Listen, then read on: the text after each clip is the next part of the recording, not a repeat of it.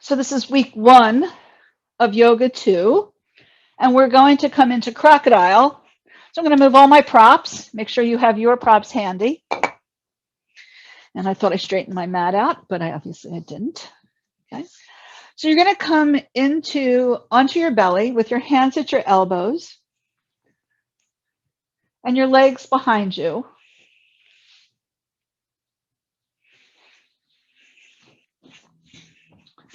So if you would, take your hands to your elbows, make sure that your elbows are propped up so that you can feel your lower ribs on the floor and your head rests on your forearms.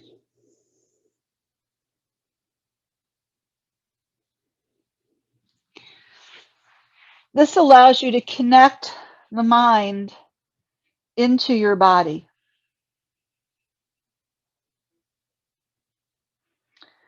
It allows you to turn off the external world for a period of time. It allows you to sense and feel the breathing. So as you inhale, the belly is expanding onto the floor, out to the sides, and into your lower back. The mind, once it touches your forearms, connects to the body. And then the body connects to your breathing. And with your mind in your body, it can also connect you to your breath. So the first thing you're doing is getting a sense of what's called your Ana Maya Kosha. Koshas are sheaths of the body, and Maya is what you consist of. So you consist of this physical being. And once you connect your body to the physical realm, right, the mind's watching how the body is expanding and contracting, you're then into what's called the prana maya kosha. Prana means science of breathing, is also the energy of your body. And the vehicle of the energy of your body is your breathing.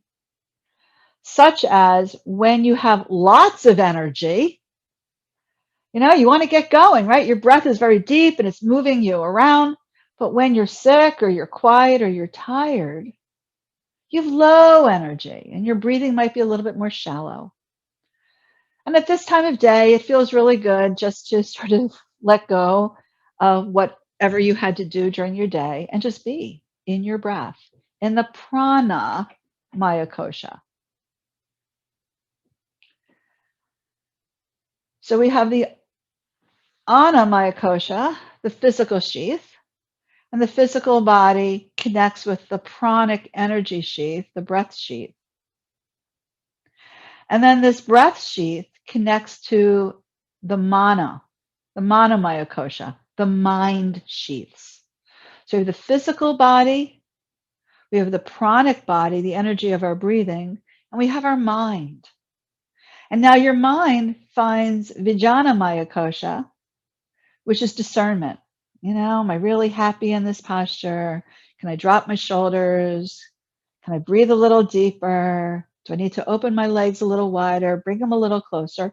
What do I need to do in my physical realm and in my mind to be a little bit calmer, to cope a little bit more efficiently and effectively with my body and with my outside world?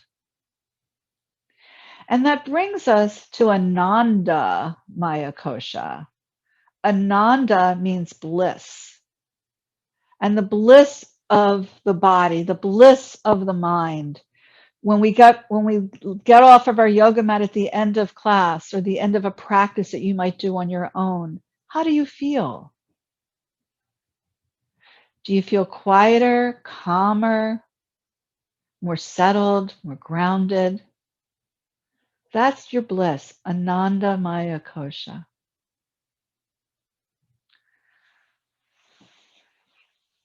So notice now how your breath has become a little bit deeper, a little bit slower. And those 5 qualities of your breathing become more apparent. The 5 qualities of slow breathing, deep meaning low in the abdominal cavity, slow, deep, and even. Your inhalations and your exhalations are roughly the same amount of time. Slow, deep, even, without sound and without pause. So as we move through this practice, we want to look at how the mind sheath, how the body sheath, and how the breath sheath are feeling because of our tensions and our tightnesses that we want to work through. When you're ready, roll onto your back. I'm going to join you on your back. Have your feet on the floor, knees up. Take your arms out at your sides and just rest for a moment in your awareness of your body. So once again, you notice your anamaya kosha, your physical sheath. Do you feel tense or tight anywhere?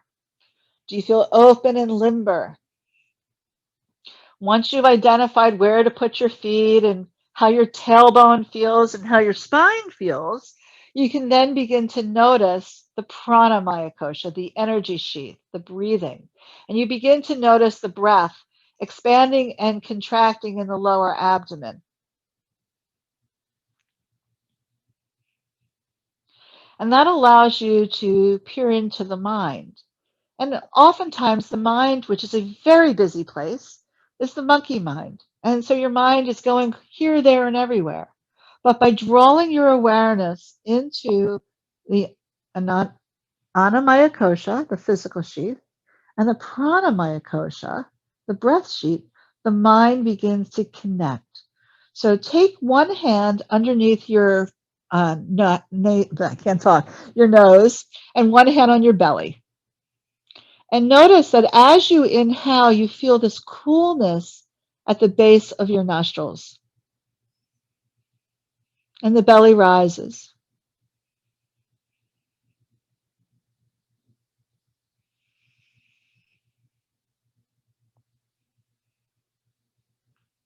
And notice that as you exhale and you feel the warmth, the belly falls. And then take 2 or 3 more breaths there, and then bring your arms out to your sides. So there's always this interplay that's going to happen between the body, the breath, and the mind. Okay? So as you exhale, contract navel center to spine, and then inhale, release. So every time you exhale and your belly's moving towards the spine, your pelvis begins to rotate. So the movement is really in the pelvic area. So as I exhale, my hip joints and my ribs come closer together. My lower back presses into the floor and my feet press into the floor. When I go to inhale, the ribs and the hips come further away and the lower back comes off the floor. Okay? So we're going to move on with our upper body with our lower body. But before we do that, if you haven't done so, place your thumb on your lower ribs and your fingers on your hip joints. And exhale, contract navel center to spine. Notice how the ribs and the hips come closer together. And then when you go to inhale, notice how they move apart. So think of this as a cat and cow pose from table, from your hands and your knees. Okay? Once you have that understanding, bring your arms down by your sides and inhale just your right arm up and exhale your right arm down as you exhale. Lift your left arm and exhale. So your movement is coordinated with your breathing. So as you move your anamaya kosha, your physical body, you notice how breath moves with the body.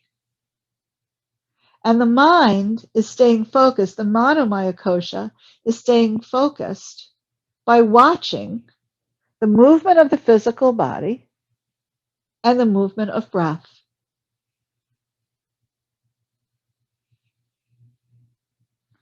Now let's do both arms. So as we inhale both arms up, the lower back comes off the floor. And as we exhale, The lower back presses onto the floor. And let's do that about 4 or 5 more times. It becomes really crucial at this point that we begin to understand how we are moving in our body, because as we move in our body into these other postures, we can go deeper into them. Now, the next time you raise your arms up, keep them up and contract navel center to spine. Drop your shoulders into their sockets. Lengthen your legs.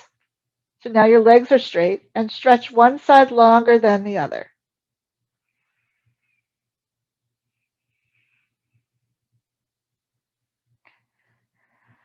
And then release your hands. We're going to do couple more things here. Take your hands behind your head, straighten your legs.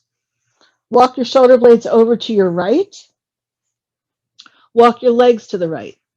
Drop your left buttocks towards the floor and breathe into your left rib cage. So notice the connection now of the Anamaya Kosha, the physical body, the Pranamaya Kosha, and the Manomaya Kosha, the mind. So the breath, the body, the breath, and the mind. Notice how the mind is staying focused on watching the expansion and contraction.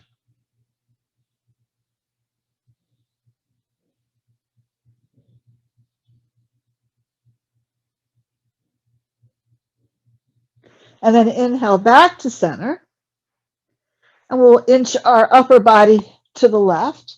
Bring your legs to the left. Keep your head straight. Keep your legs hip width apart and parallel. Dropping your right buttocks. Breathe into the right side. If your right leg comes too close to your left, you'll be uncomfortable. And then the mind will not be able to focus on its breath. It will only focus on how you're not comfortable. So finding the ability to move in comfort where poses can be sweet and steady becomes an important piece to going into the next phase of a yoga practice. And then inhale back to center and bring your legs down. Release your hands. Take your feet a little wider apart and just rock side to side. The last thing I want to do here, actually that's not true. Last thing in this round that I want to do is put your hands behind your head again. Keep your feet on the floor and contract navel center to spine, and notice how the entire lower body, the lower back, your pelvis, and the feet, and even your inner thighs begin to feel more activated. And then inhale, release. Exhale, contract. Inhale, release. Now the next time you exhale and contract, lift your upper body and inhale back down, letting go of your lower back. Exhale, contract and lift. So you're lifting from the shoulder blades. This is called a yogic stomach crunch. It's not about how high you can go. It's about how you can use the pranamaya kosha, the breathing, to move the physical body. So it's slow and active. Let's do 3 more.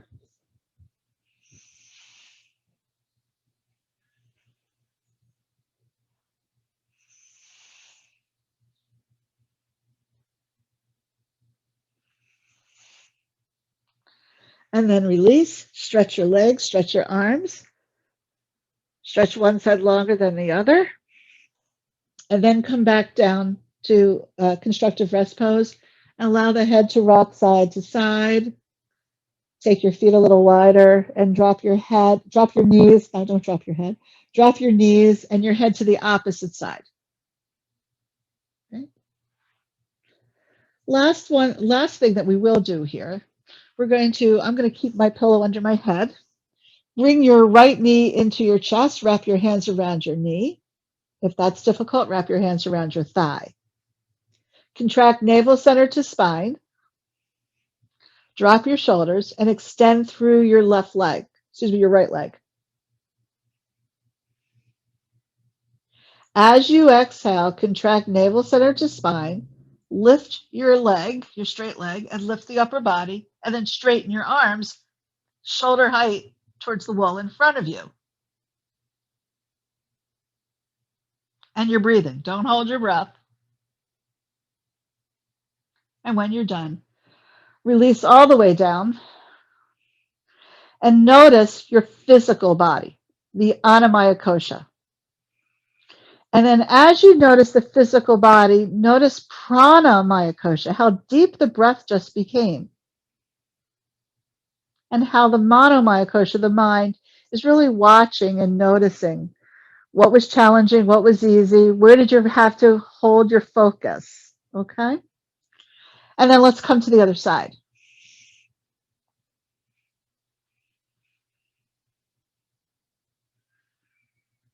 When you're ready, contract navel center to spine. Lift your upper and lower body. Take your arms out in front of you. Make sure you're contracting navel center strongly. You might even feel your hip joints contracting. And then lower all the way down to the floor. Rock your head from side to side. Rock your legs, your knees to the opposite side from where you turn your head. Stretch your legs, stretch your arms. From here, bring the knees and the hands together, and we're going to roll. Once you're done here, we're going to roll over to the side, and we're going to come into table.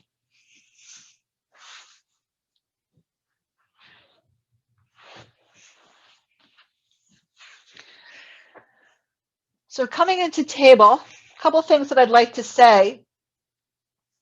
In Yoga 1, we went through how to do these postures. I know that you all need refinement of that, but you have a basic knowledge about them.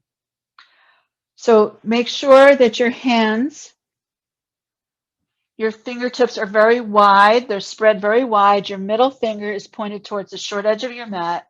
Your knees are barely apart, and your shoulders are directly over your wrists, and your knees are directly under your hips. And now we're going to exhale, contract the navel center, and round the back. Inhale. Lift your tailbone. So this is the same thing that you just did. When you lift your tailbone, notice how the ribs and the hip joints come away from each other. As you exhale and you contract, notice how they come towards each other. And go back and forth a few times.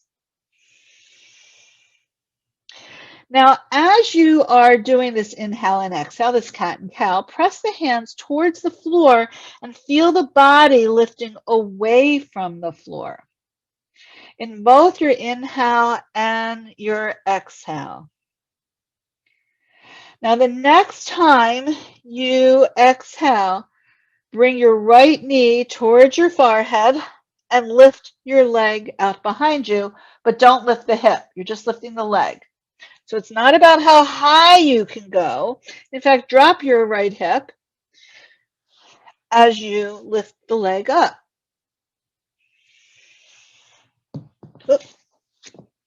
And go a few more times.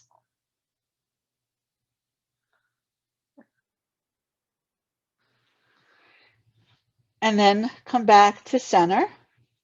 And just do a few rounds of cat and cow, which really helps us to get our breathing.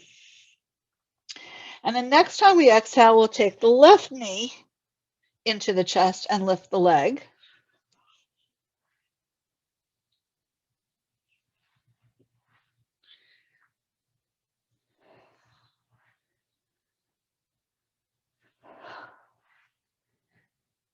One more.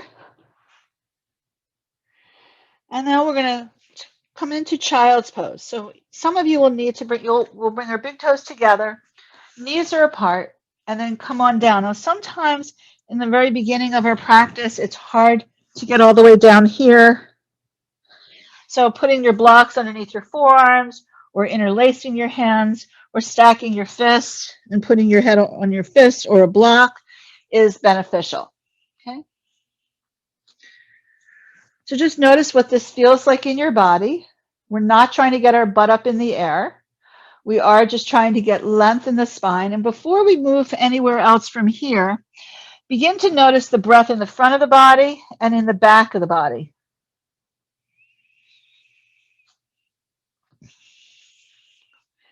And then come back up into table. We're going to come into downward facing dog. So we're going to turn our toes under and we're going to stretch. Press the hands into the floor, lift the sit bones. Take your feet at least hip width apart. If you're tight, go as wide as the mat. Pull the belly in.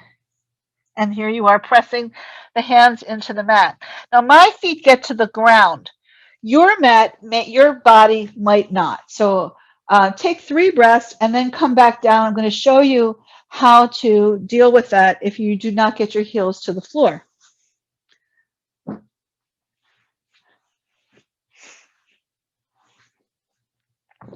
So when you're finished, come on down onto your knees. I hope that you still have your blanket near you for yoga. And it doesn't matter what kind of mat, blanket you have. I've also at times used very thick pillows. But we're going to take the blanket and we're going to roll it. And then you're going to put the blanket, the rolled up blanket, towards the back of your mat. It doesn't have to be all the way to the back edge of your mat. All right? Because your heels are going to be on this for downward dog. Your toes are going to be on the floor. So we're going to come into table. And we're going to come back up into downward dog and have your heels resting right on that rolled up blanket. And your toes are on your mat. Bend your knees, pull the belly in, and press your upper body backwards. But keep your head between your upper arms.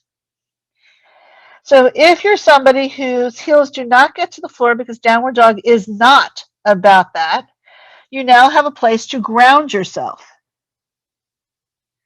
And you're breathing.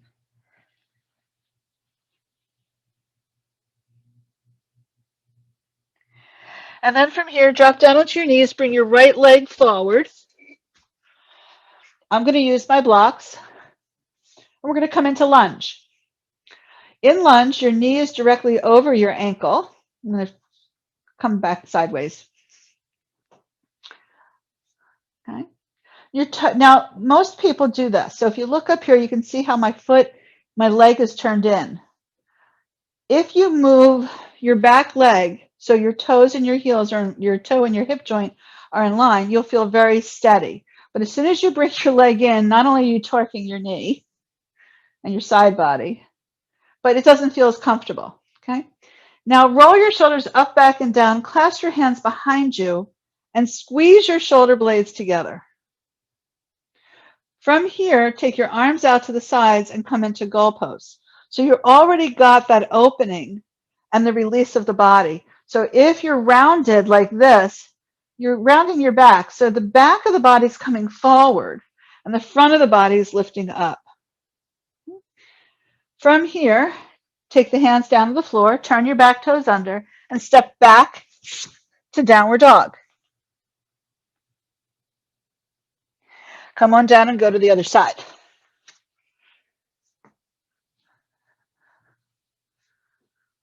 So you have to adjust your back leg, not your front leg, adjust your back leg. So you're pulling in the lower rib cage as the tailbone extends downward and the heart lifts upward. And again, if that worked for you, you can come back here because now you got your collarbones open and you can lift your arms up and just come into lunge here. All right. And then from here, take your time. You're going to turn your back toes under. You're going to lift your leg up and come forward. Take your arms out to the sides and come all the way up. All right, so that's low lunge. We're going to come back into forward bend, and we're going to come back into low lunge, and we're going to work our way into high lunge. So high lunge is a little bit more challenging. You may get up there and you may say, not me, not today. So you're going to see where you go. And it's okay not to go to some places. Remember, the goal of these classes is also that you should be able to turn on any YouTube video or go to any studio eventually and know how to do a posture for your body. Okay? All right, so let's come to the front of our mat. Bring your hands into prayer position. Press your palms together, lift your elbows. Drop your shoulders, drop your shoulder blades, and if you can, push your heels away. Because as soon as you push your heels away, everything comes into neutral. So if you put your hand on your lower back, you're not slouching and you're not overarching, right? So your upper back's not going backwards, it's just broadening and opening. Take your arms down out to your sides, halfway turn your palms up. Bring your arms all the way up, let the fingertips touch. Exhale, bend your knees and hinge forward. Your head, your shoulders, and your spine are in alignment. So here it might not be that you touch the floor. Lift your sit bones, pull the belly in. Now I am pretty flexible, so my fingertips come to the floor. But if you notice, my head, my shoulders, and my spine are still in alignment. I'm not rounded. So the collarbones still need to be open. From here, step back to downward dog.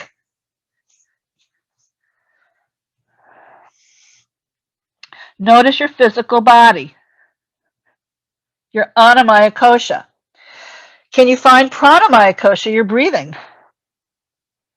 Now you can either choose to drop onto your knees to bring your right foot forward, or you can look between your hands and step your right foot forward. From here, you back, whoops, don't do that. That's because I looked at you guys. All right, so now your right leg is in front, tailbone is down. You can put your hands on the floor, or you can put your hands on blocks. And remember, blocks have different levels. You can turn your back toes under, and you can lift your back knee. This is also known as a runner stretch. So now you're pulling the belly in and up, and you're lifting your heart. Make sure you're not rounded. If you are, having your blocks higher gets you more length. Okay. From here, step back to downward dog or table. And this is when you say, thank God we're not a centipede. We only have two sides. So step your opposite leg forward and either put your leg down or come into high lunge one more time. And as you come into this lunge, if your back leg is up, you're pressing your heel back and pulling the belly in. From here, step the back foot forward. Take your arms out to the sides and come all the way up.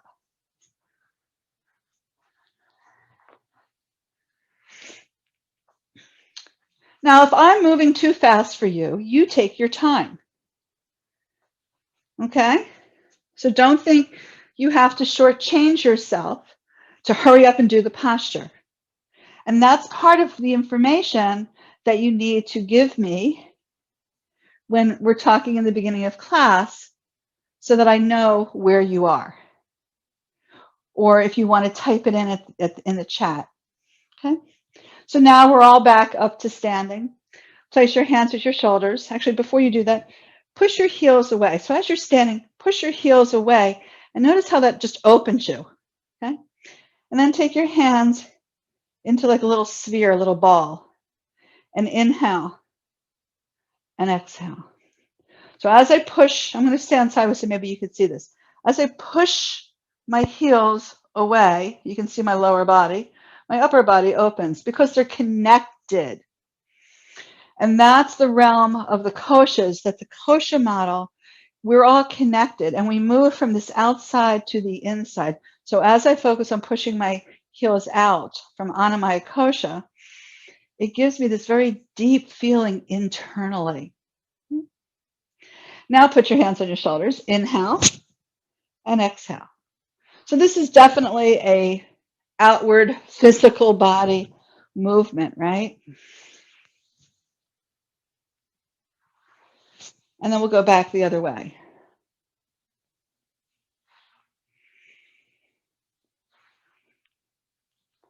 And then release, just let the arms go forward and back. Again, sometimes we need to work on the outside of our body because there's so much tension, so much strain, so much stress that we can't get. And then go back and forth this way, crossing your hands in front of each other. So sometimes we need to open the physical body before we can go deeper. And now just keep your arms straight, forward and back, scissoring one on top of the other, and then go the opposite arm on top. Okay? And then just shake everything out. Notice now, close your eyes. Put one hand on the belly, one hand at the base of the nostrils. Notice if your breath is fast, just because you were moving fast. So there's a relationship between your movement and your breathing. So if you're somebody who tends to be more vadic, right, you're always in motion, which is the time of year that we're in, lots of wind, air, and ether. We want to learn how to move with speed, but become stable. Okay? So we begin to understand what we need and how we give it to ourselves. So as you close your eyes and you're moving inward with your breath and you're noticing now, can you slow the breath down? Can you move from this outward sensation to noticing what you feel and sense on the inside? It's really about what you feel on the inside that matters. We can walk past a store window. If we're going into stores and there's a mirror, or in your own house, we tend to look and you go, oh, let me fix my hair, or what's my collar look like, right? You go to the hairdresser, they give you a mirror to see the back of your head, right? Because that's the external appearance. What we really want in yoga is what's going on inside of you. We want to feel calmer, quieter. So now open your eyes, step onto your right leg. We're going to do Rikshasana tree.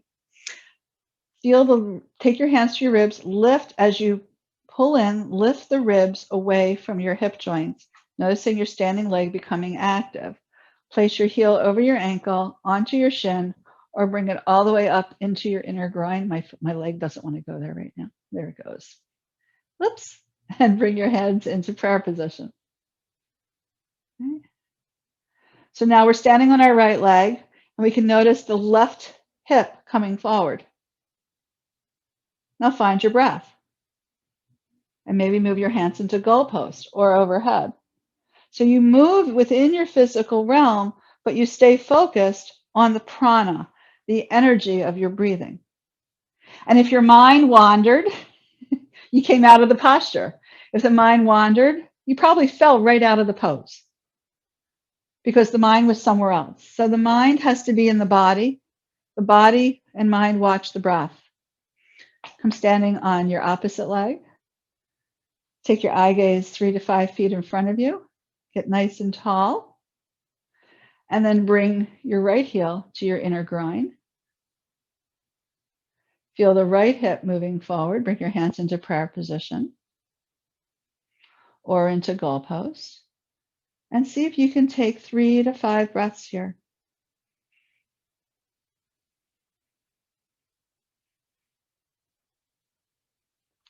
And then release. And hinge over to Uttanasana, forward bend. And back to downward dog. You can walk in place. Maybe you still have your blanket there. Use your blanket. And then come forward into plank. And if you don't like to do plank, just drop down onto your knees. But once you come forward into the plank, you're pushing your heels back, but pulling the belly in and separating your shoulder blades. So you really feel very strong. I have to move my blocks or I'm going to hit them. You're welcome to come down into Chaturanga. I very rarely do Chaturanga anymore because it really destroys shoulder issues. So if you have shoulder issues, which I think 1 or 2 of you do, please come down onto your knees, bring your elbows in, and do the 8-point pose into Cobra. Press the tops of the feet down into the floor. Bring your hands backwards. Your eyes are at the tip of the nose or they're closed. Contract the navel center to the spine. And let's take 5 breaths into the lower abdomen. Noticing how the mind is focused into the body and watching the body breathe, expanding and contracting.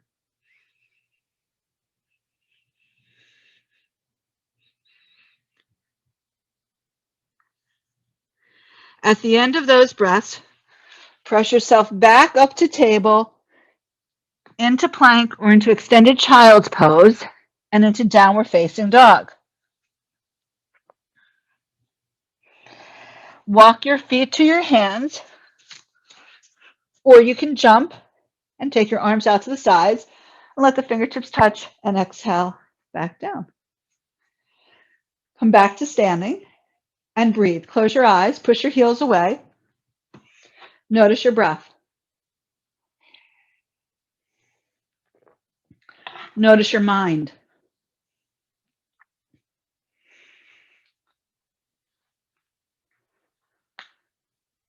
So and now open your eyes. Is your mind a little bit more centered?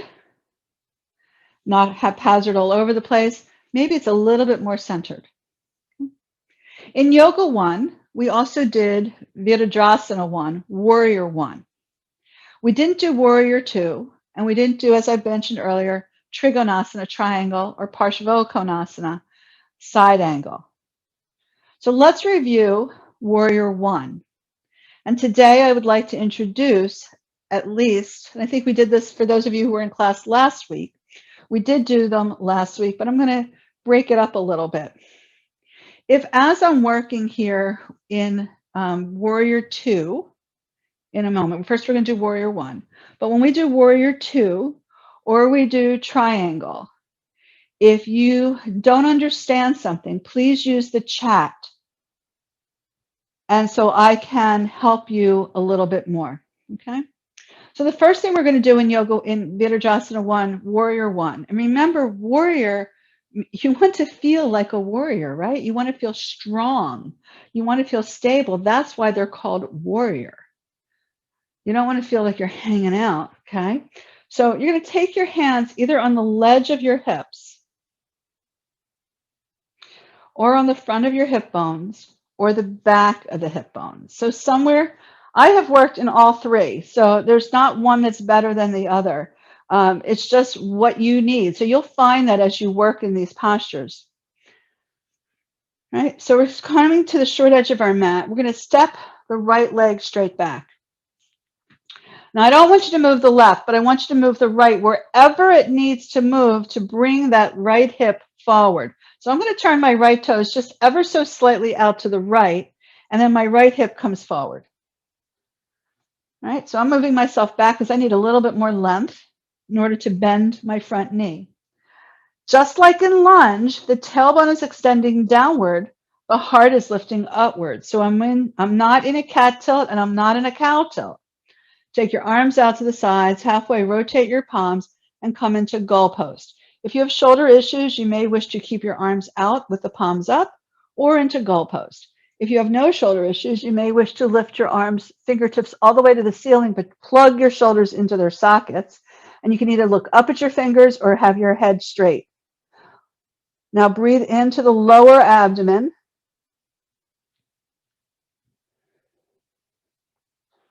And then we'll release our arms down. Take the back foot forward. Put your hands back on the ledge or the front or the back and step your left leg back. Moving your back leg wherever you need to. So if you were, I'm going to face you for a moment.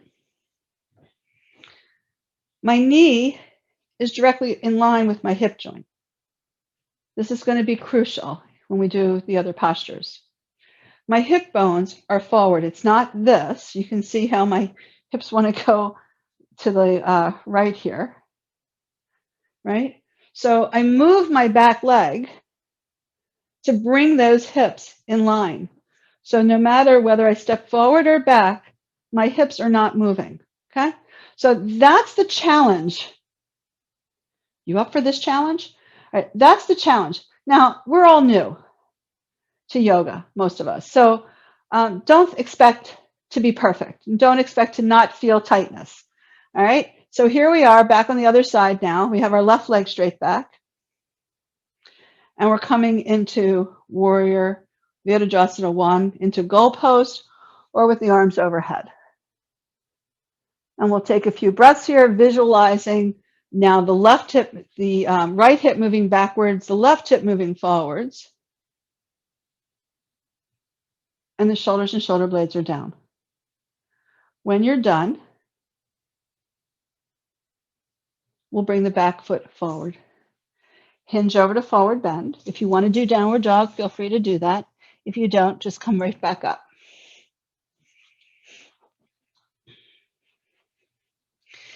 And since my mat is on carpeting, it likes to slide.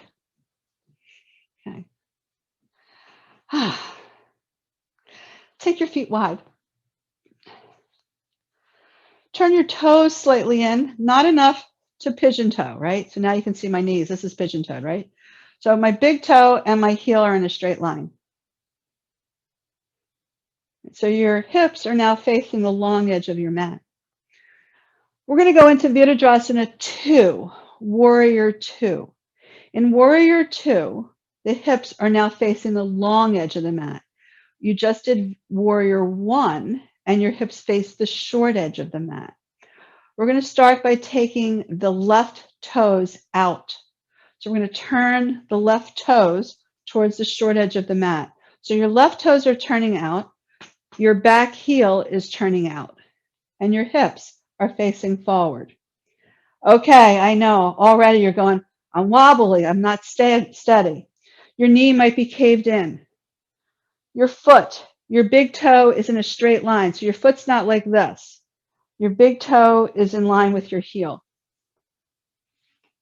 Okay? Now put your hand on the hip bone, the front of the hip bone, and draw a straight line from that hip bone to the center of your knee. If your foot is here and your hip is here, I have to move my leg so that my hip bone and my knee joint and my ankle joint are in a straight line, and they're in line with my second and third toe in the same way that they are, and I didn't point this out and I should have, in lunge and in Warrior 1. So now you're bending your front knee, your hip and your knee are in alignment, and press into the back outer heel. Bring your hands behind your head. And then take your arms out to the sides and turn your head and gaze over your left fingers. Your front knee is bent. This is Virabhadrasana 2, Warrior 2. Press into the legs so your feet press down, the heart lifts up. And then drop your arms down and turn your toes back in and walk toes, heels, toes, heels, toes, heels until you're standing.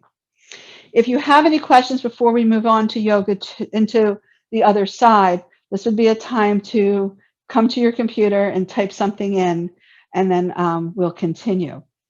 So if you have any questions, this is the way to do that, okay? So if I see something, I will come out of the posture, and then I will help us through that. We're going to go to the other side. So take your feet a little wider apart again. My big toes are in line with the inside of my heel. And I'm going to turn my right toes out. And I'm going to align my hip joint and my knee joint with my ankle joint. Now I'm making my legs longer, wider apart, because when I was back here, if your knee comes over your ankle, you're straining your knee, and you never want to strain your knee. So if you've played sports or you've ever injured your knee, or you're talk to your parents, your aunts, your uncles that are older, if they have knee issues, it's really challenging. So you want to keep your knees supple. So your hip, your knee, and your ankle. Your back heel is turning out, and you're sinking the pelvis down, but at the same time, you're pulling the belly inward and upward. Take the hands behind your head and roll to your little toe side. And you'll notice now that your inner thigh is releasing to your outer thigh.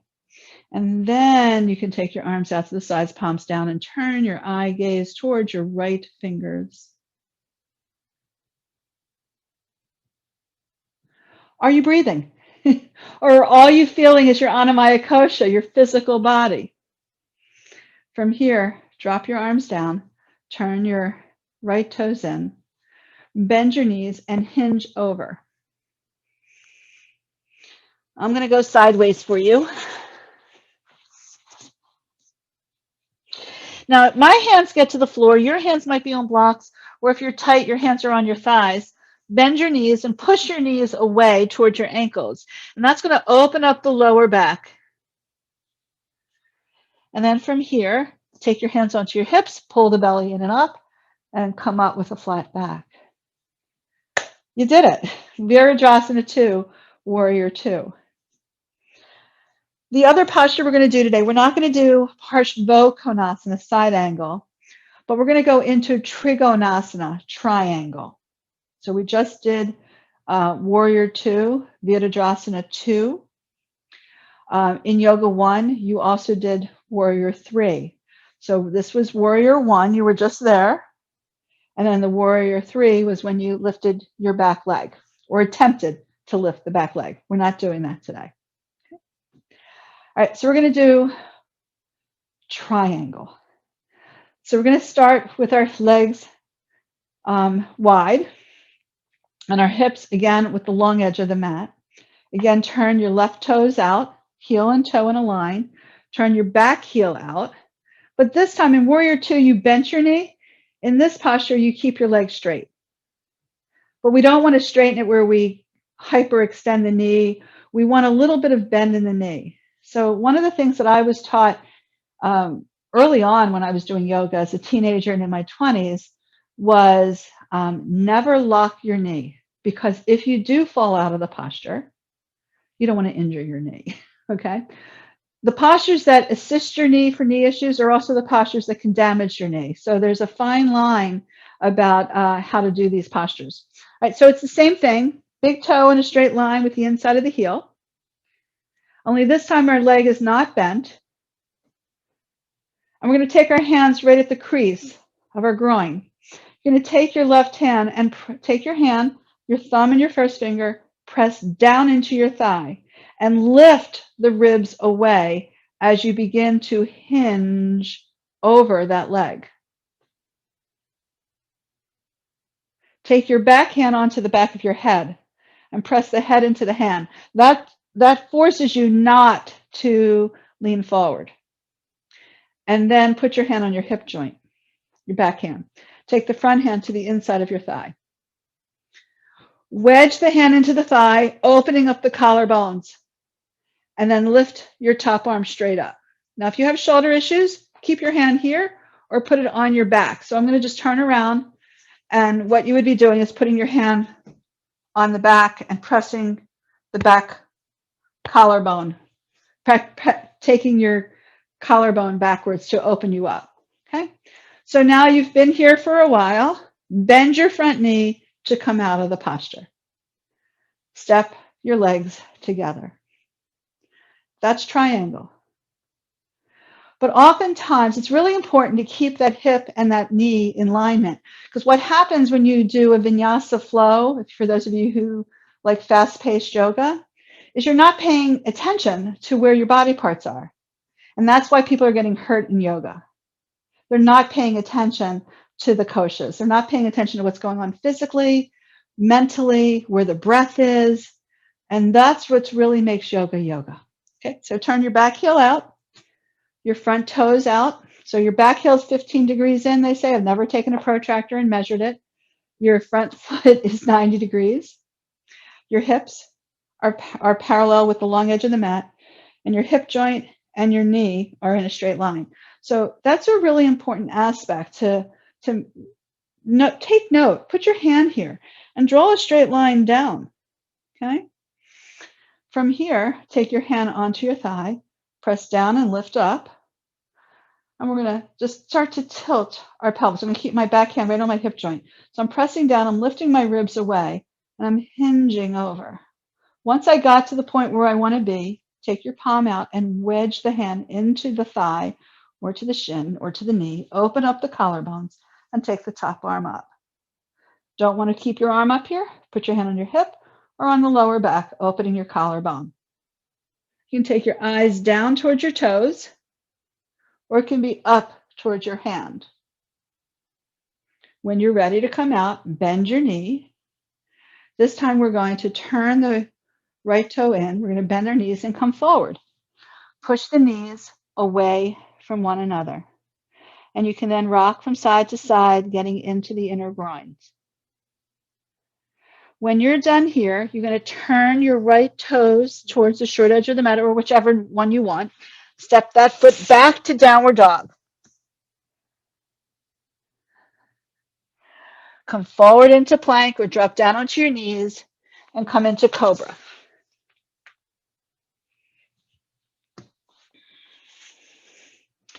So now we're back here in Cobra.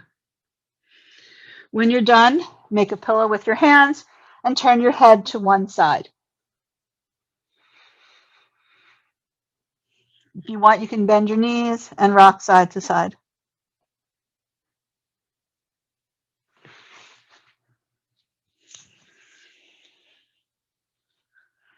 Then take your hands down alongside your body or behind you. Forehead on the floor. Exhale, contract navel center to spine. Lift your upper and lower body.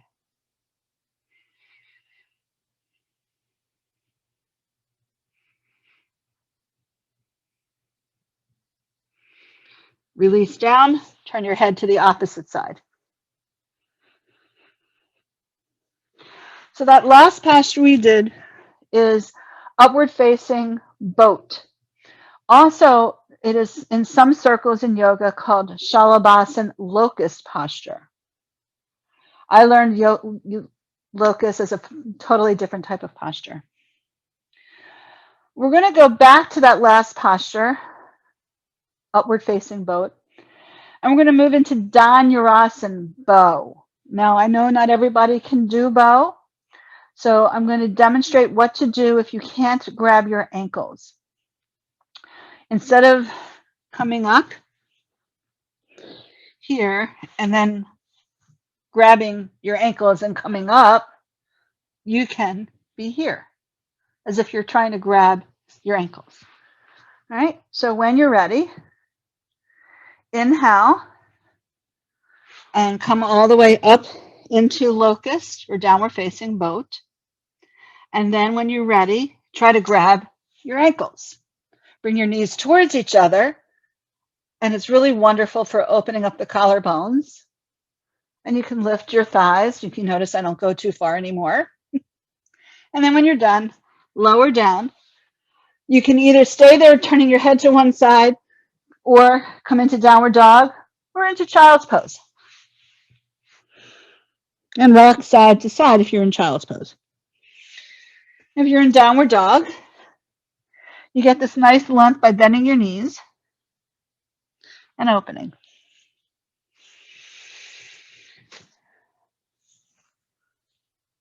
When you're done, come on up to sitting. We're going to come into high kneel. I did say sitting, but I meant high kneel. So we're going to work Ustrasana, camel posture. It's another back bend, and this counters those of us who are working all day on our feet and we're sort of hunched over if we're sitting at a computer. And especially for those of you that are doing homework today and you've been working at the desk. So these are all wonderful openings. If you have back issues, they're very good for back issues as well. So you're going to turn your toes under. Your knees are barely apart. So if I show you forward, my legs are not touching. They're just very barely apart. Okay. You're going to take your hands onto your lower back, fingertips towards your tailbone. Roll your shoulders up, back, and down. Contract navel center and lengthen your tailbone down. And as soon as you do that, the hip bones come forward towards your knees. All right, so you're already in the posture, camel. If you want to deepen this posture because you like back bends, or you need to learn how to like back bends, you're there. But if you can grab your heels and open up the chest a little bit more by tipping your chin. And then inhale, come back. And you can sit back on your heels, or you can go into downward dog, or into child's pose.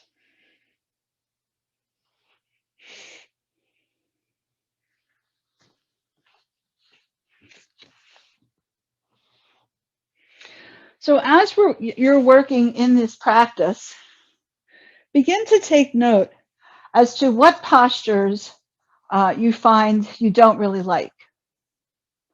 And then ask yourself, why do you not like this posture? Is it that it's just challenging for you? Is it that you don't really know how to do the posture, even with the explanation here? Or is it that you have a physical limitation that prevents you. Maybe it's an injury.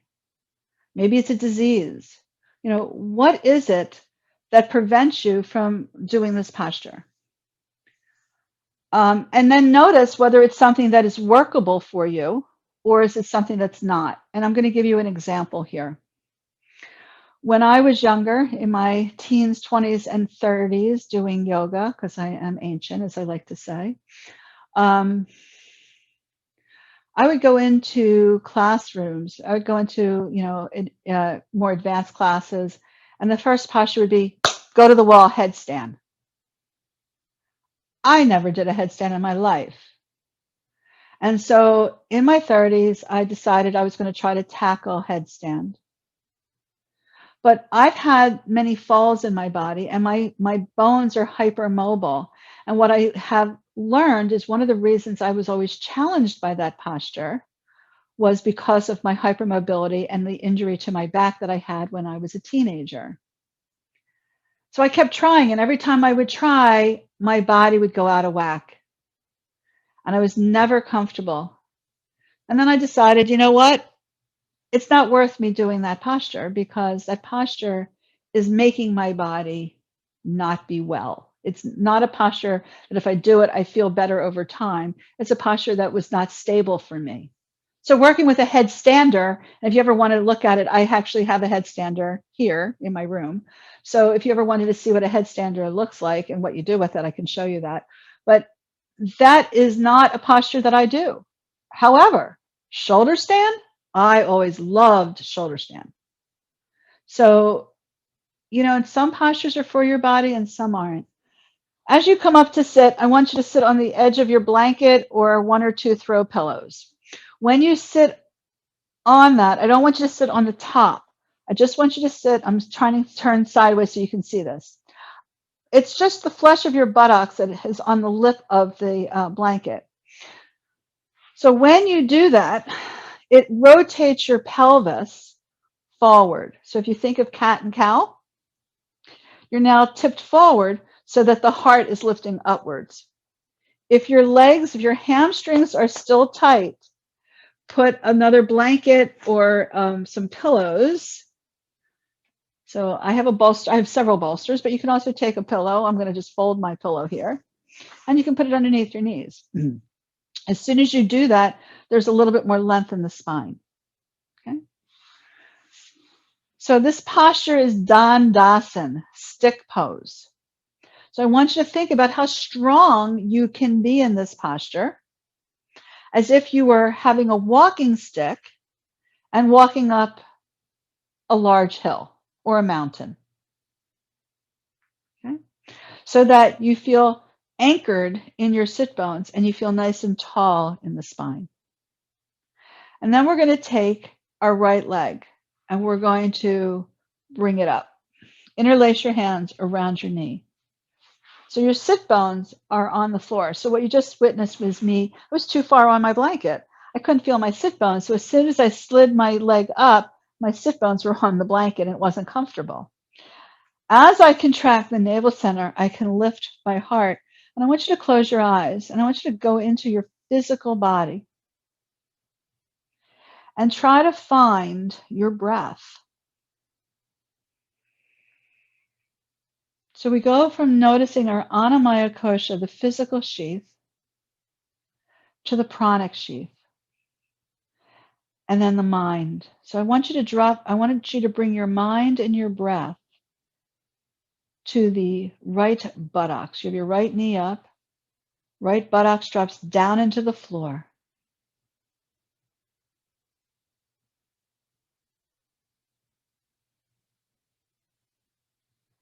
And then take that right leg, turn the foot inward, drop the knee downward. So I'm going to go to my other side so you can see this.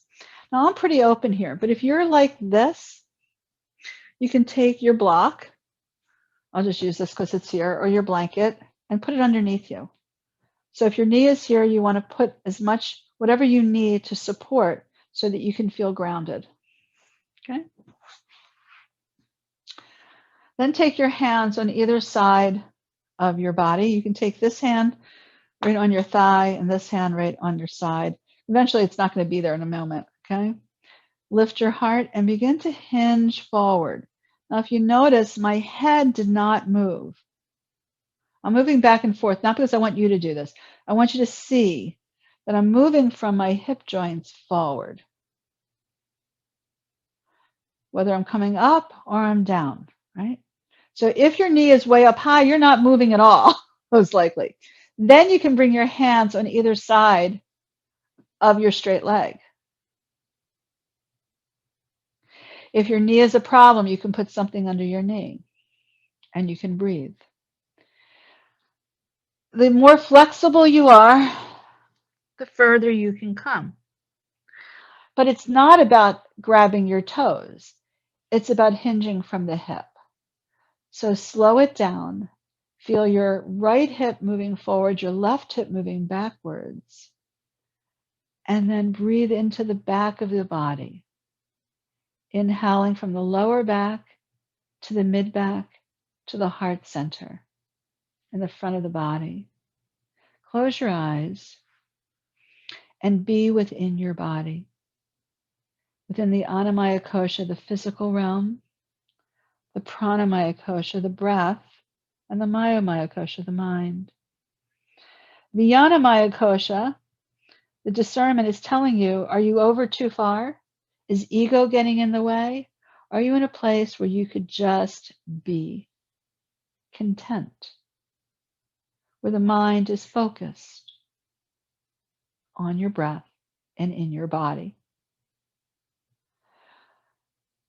And then inhale, come up, and exhale, release. Rock your legs. Now, when you're going to come to the other side, when I read some of the papers, I noticed that a lot of people, and this is very common, and I was, sometimes I'm there now, but I definitely was there when I was younger. It's not expected that you can just take all your thoughts out of your mind with a yoga practice. That happens over the time you practice yoga. So for right now, it might be you're in these postures and you hear these words and you're going, yeah, but I'm thinking about this and this and this and this, and it's really hard to like concentrate on my breathing. That's why you do yoga. It's not expected that you just do it. It's expected that you learn how to do it. So it's the practice of learning and doing it over and over and over again that gets your mind quiet. Okay. So now as you drop your opposite leg, your right hip is moving backwards, your left hip is moving forward. We're going to put our hands wherever we can to start to hinge forward. I'm going to move my belly so that I can get my hip backwards. Don't worry about that, just what you saw me do. And now you're breathing into your body. If you close your eyes, sometimes that helps you. If it doesn't, just keep your eyes soft to the tip of your nose. And that's the one pointedness that many of you heard me say in Yoga 1. To just take a moment to feel and notice your breathing. Notice the cool air and the belly expanding. Notice the warm air and the belly retreating.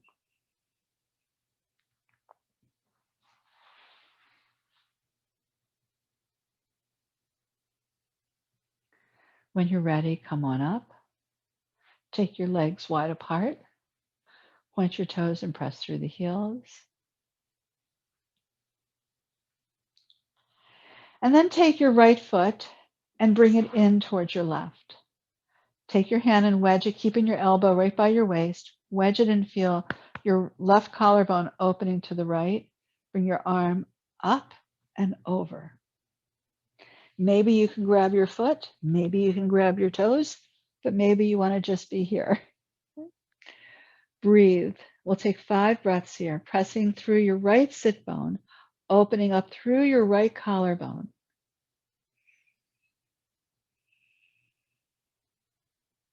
You can turn your head towards your right armpit.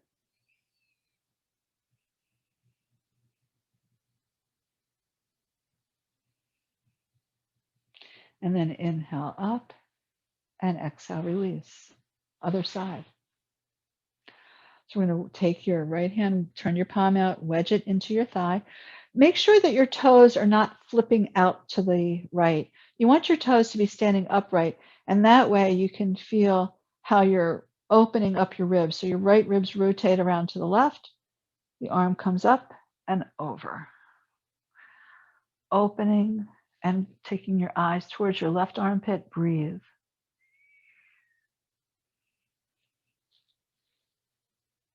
I'm going to turn my eyes towards my straight leg here. That's another way of doing it.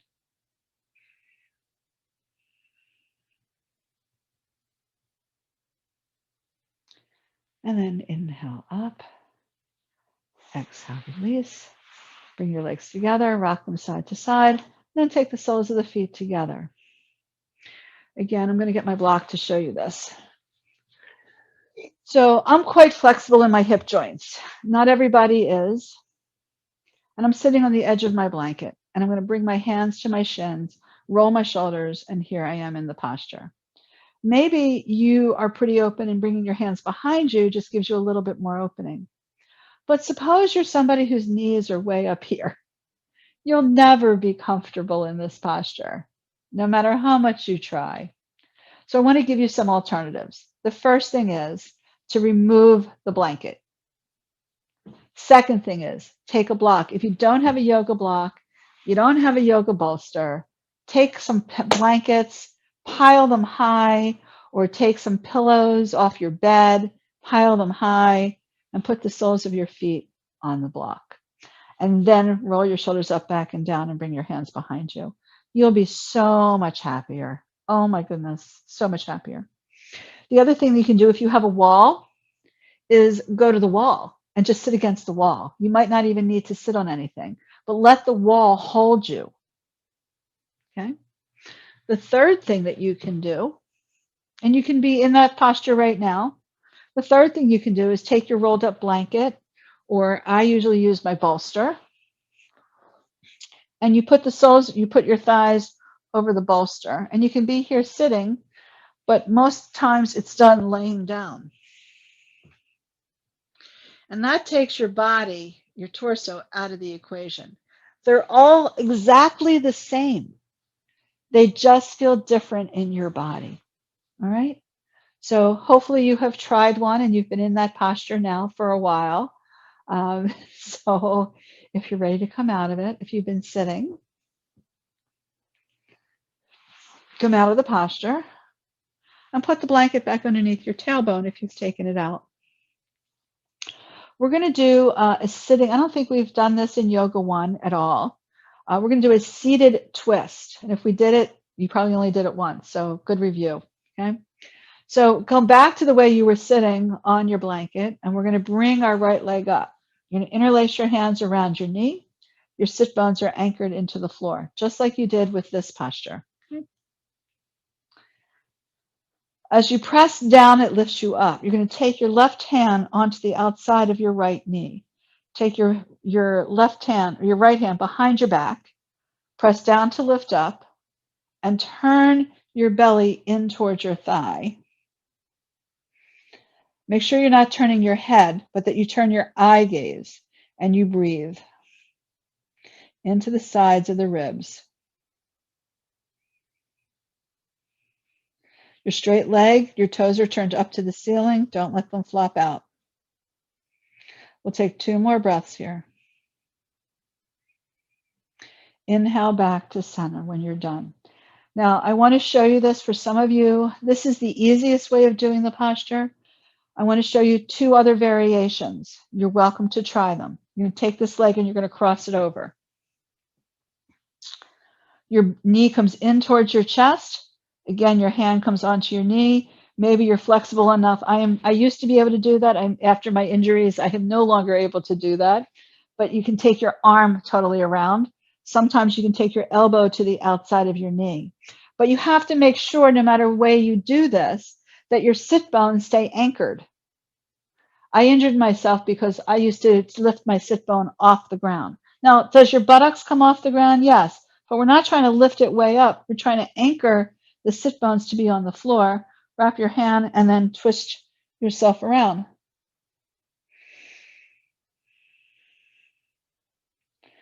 The third way to do this posture is to take the knee directly over your bottom knee and then stand this leg up. So you bend your in this case, it would be your left leg. You'd bend it, and you would do the posture this way. So whichever way you want to do it, go for it. Okay? So if you've tried all of those, you now know what you like, but I'm going to ask you if you've tried it on one leg, we're going to try it on the other leg as well. So let's start with the easy way. Each side is different. Drop your sit bone into the earth. Take your hand onto the outside of the knee and bring your hand behind your back. Pull the belly in and twist to your left. The collarbones are open and you can breathe into the lower rib cage.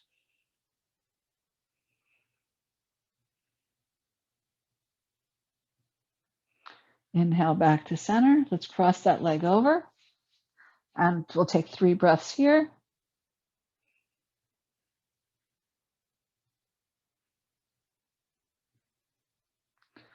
And the final variation, bend your bottom leg and twist.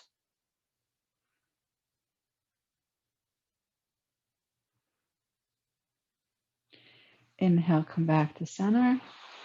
Open up the legs. Bring your legs together, rock side to side. And final posture before we go into Shavasana is Paschimottanasana, westward stretch. So again, it affects the hamstrings and the knees. So if you're somebody, again, who is a little challenged here, hamstrings are tight, you're hypermobile like I am, I've had to learn how not to push the backs of my knees into the floor, or you're just tight, or you've had maybe MCL or ACL injuries. Maybe you want to put something under your knees. Okay? Take your hands to your sides, press down and lift up. From here, we're going to put our hands on our thighs and we're going to use our hips to hinge forward, just like we do in forward bend. Eye gaze goes towards the tip of the nose. And breathe.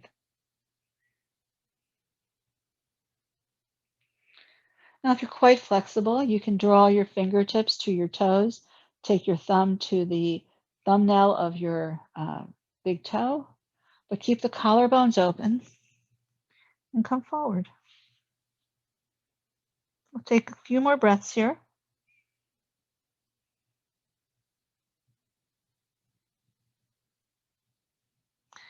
And then slide your hands back to elbows to your waist and come up. All right, so if you have taken off, which I'm sure you have, your socks, let's put our socks back on. Your body will chill down unless you're living in a very warm room right now. So if you took any jackets off or sweatshirts on, you might want to put them back on. We're going to come into relaxation posture. So we're going to find our way down to the floor. Again, if you have blankets or bolsters, you may find that that's what you want to use, or pillows for underneath your thighs. If you have an eye pillow or even a wash rag or a tissue to place over your eyes, that might be a nice way to learn how to find withdrawing your senses in pratyahara.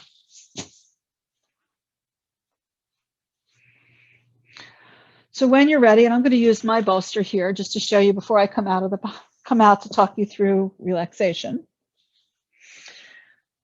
So I like to sometimes use my bolster if my back is a little bothersome, if I have back issues. Raising your thighs to release the hip joints.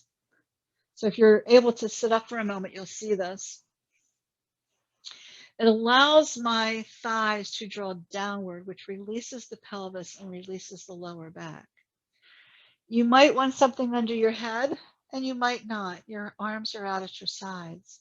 If I did not use my bolster, for me right now, it's not an issue, but there were times where this would be pulling, and that would be pulling my lower back. So find ways that make you comfortable. In yoga too, you know most of the postures. Now we want to learn how to really do them for our body so that we don't hurt, so that we can feel good about the practice. Right? So now you're resting on the floor. In final posture, relaxation.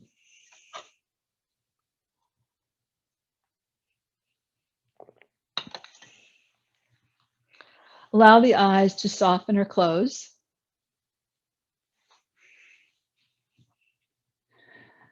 Notice the physical body, your Annamaya kosha. It's important to move around, adjust your body, get up and get what you need if you don't have enough for now. Try to change your paradigm from, well, it's good enough. No, it's not good enough. We want to feel comfortable. We want to let go. Yoga talks about how to be non-attached to your attachments, non-possessiveness, if you go back to the niyamas. So your physical body needs to be comforted in order for the mind, the manos, the manamaya kosha, to quiet.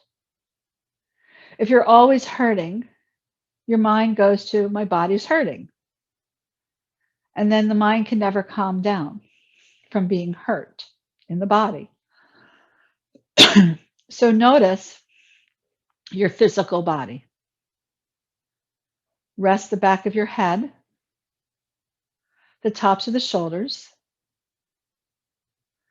even the arms. Allow the arms to rest heavy along the floor.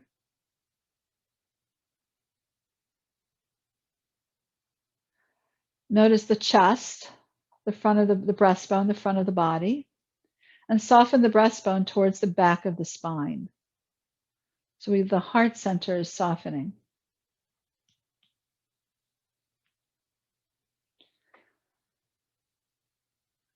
Notice the inner thighs releasing to the outer thighs. The knees probably are slightly bent. Your heels are rotated in and your toes are rotated out. So just notice your entire physical body, from the back of the head to the back of the heels and to the toes. Notice if your body still has any tension in it. So now you allow the mind, the manomaya kosha, to be involved in your physical body, your annamaya kosha. And in order to release even further, find your breath, the pranamaya kosha.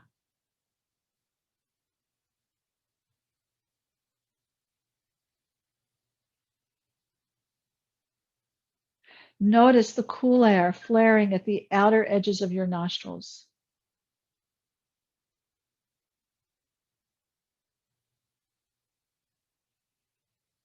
And notice how that pranic energy of your breath draws inward and upward through the nostril hairs to the center of the mind, that point between the eyebrows.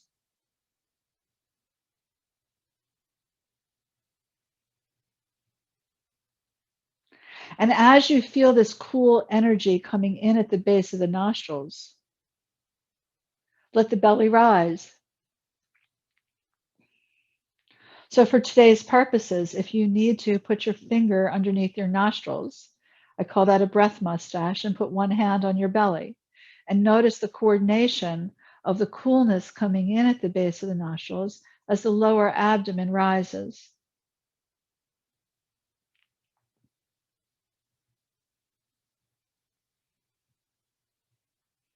And as you exhale and you feel the warmth at the base of the nostrils, the belly falls. And at any point, if you are using your hands, feel free to bring your arms back alongside your body. palms turned up.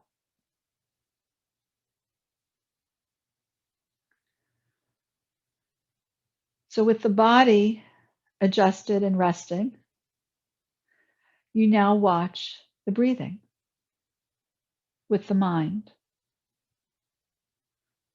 So now the floor holds you so you can watch your body breathe. So the mind stays engaged in watching every inhalation followed by every exhalation.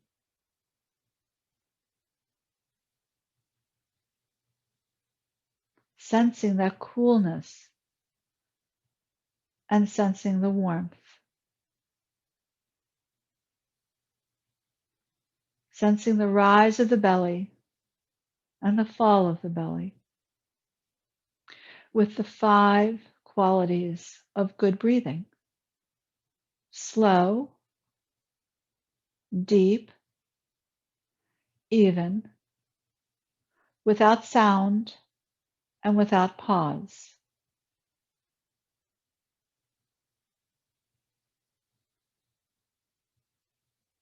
Slow, deep, even, without sound and without pause.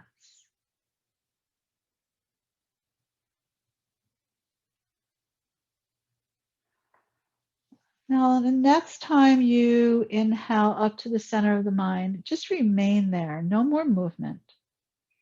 But watch the breath in the lower abdomen from the center of your mind.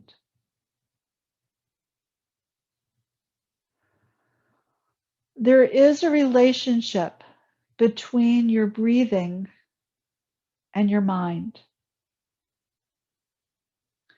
The slower you breathe, the more focused your mind becomes.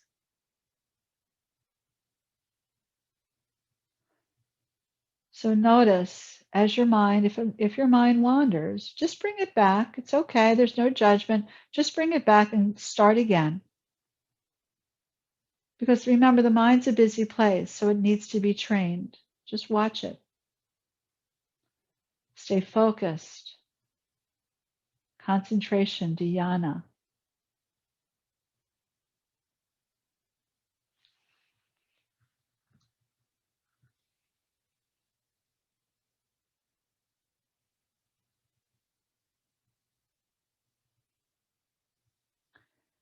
There's this interplay, remember, between watching the physical body, watching your breath, the prana, and the mind, watching the body and the breath.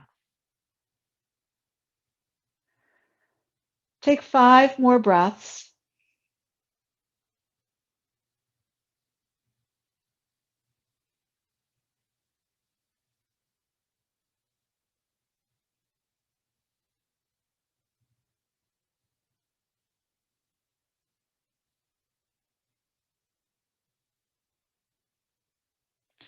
And then allow the mind to move to the navel center and begin to breathe deeper here. So you begin to go from what's known in yoga as the subtle energy, the energy that lies deep inside of you, that quiet place, back to the external world of the Annamaya Kosha, the physical sheath. And begin to notice the physical body and how it is actually touching the floor in the room that you're in at this very moment.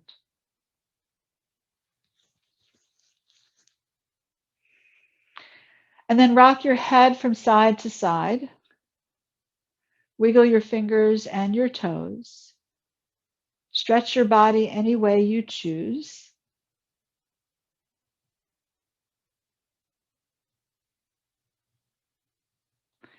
Eventually, bring your knees into your chest and roll over to one side.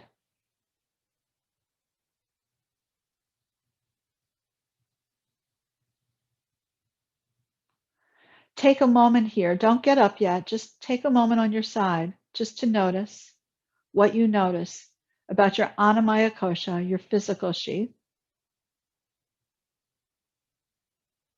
your Pranamaya Kosha, your pranic energy, the breath sheath, and the mind.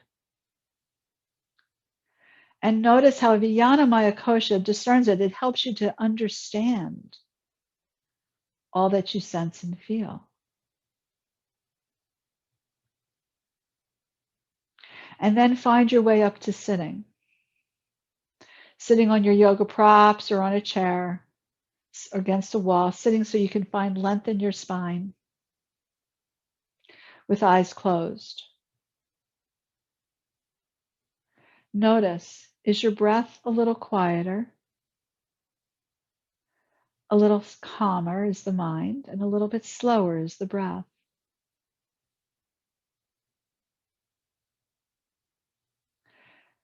Ananda Maya Kosha, the bliss state, the calm state. This is your true nature. Everything else gets piled on, the external world, all you need from your college classes, your work life, your family, your friends, your social thing, COVID, the whole thing. Every day we get all this stuff piled on us. And every day we need to do something that quiets the mind, whether it's crocodile, it's shavasana, a few yoga postures, something that turns off the outside world and brings you into your inside world, into the koshas, where you peeled the layer of the onion. And now you're deep inside, quiet. Bring your hands in front of your heart or into prayer position. Bow your head gently, giving thanks to your mind, to your body, to the breath, and to the practice. Namaste.